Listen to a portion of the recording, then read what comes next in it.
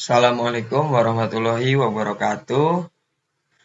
Kami dari kelompok 6 ingin menjelaskan sedikit tentang pembelajaran keterampilan hidup mandiri sehari-hari. Jadi, pembelajaran keterampilan hidup sehari-hari sangat penting untuk anak tunagrahita. Keterampilan ini membantu mereka menjadi lebih mandiri dan mampu menghadapi tuntutan kehidupan sehari-hari. Berikut beberapa keterampilan hidup sehari-hari yang dapat diajarkan kepada anak tunagrahita yang akan dijelaskan oleh teman-teman saya. Sebelumnya di sini saya ada 4 orang. Yang pertama ada saya sendiri, Dimas Adi Prakoso, dan kedua ada Karlina, yang ketiga ada Pusrayandono, dan keempat ada Syahrulia Ramadhani. Baik, di sini saya akan menjelaskan tentang keterampilan merawat diri. Yang pertama ada membersihkan diri. Mengajarkan anak tentang kebersihan diri seperti mandi, menyikat gigi, dan mencuci tangan, lalu juga membasuh badan. Lalu cara berpakaian, mengajarkan anak cara mengenakan pakaian dengan benar dan sesuai dengan situasi anak.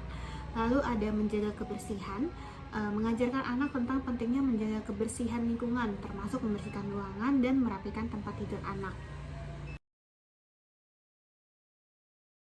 Di sini saya akan menjelaskan tentang keterampilan komunikasi. Ada dua. Yang pertama, bahasa dan komunikasi, yaitu mengajarkan anak keterampilan bahasa dan komunikasi baik secara lisan maupun nonverbal. Yang kedua, menyampaikan kebutuhan, yaitu membantu anak tunagrahita untuk mengungkapkan kebutuhan dan keinginannya secara jelas dan efektif. Dalam melatih keterampilan hidup sehari-hari bagi tunagrahita, berfokus pada keterampilan sosial, ada beberapa hal yang perlu kita pahami dan juga perlu kita latih untuk meningkatkan kemampuan keterampilan hidup sehari-hari mereka. Nah, salah satunya kita perlu melatih cara untuk berinteraksi dengan orang lain. Diusahakan untuk senantiasa berkomunikasi dengan orang-orang di sekitarnya.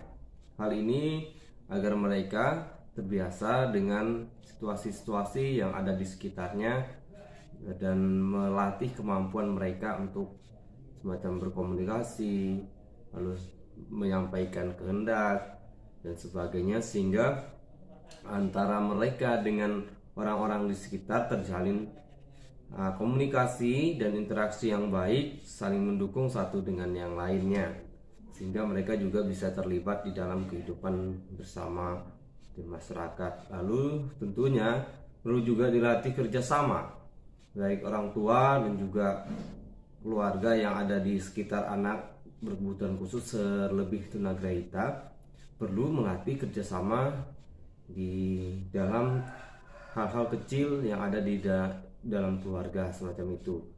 Kemudian lalu perlu juga pengelolaan emosi.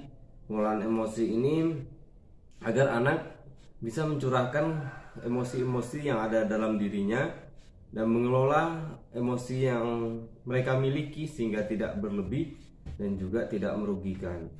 Hal ini perlu didampingi oleh orang tua, orang-orang yang dewasa di sekitar dia, sehingga pencurahan emosi, lalu penyaluran dan sebagainya itu sesuai dengan yang kita harapkan. Yang perlu kita sadari bahwa kemampuan anak tunagrahita juga memiliki kemampuan yang berbeda-beda, sesuai dengan kebutuhan dan juga jenis tunagrahitanya, apakah itu tunagrahita sedang, ringan ataupun berat, maka disesuaikan di dalam memberikan keterampilan-keterampilan hidup sehari-hari ini dalam mengelola emosi, kerjasama dan juga interaksi dengan orang lain. Itu ya perlu untuk diciptakan sesuatu yang sesuai dengan kemampuan anak. Seperti itu, nanti yang lainnya akan dijelaskan oleh teman-teman dari kelompok saya.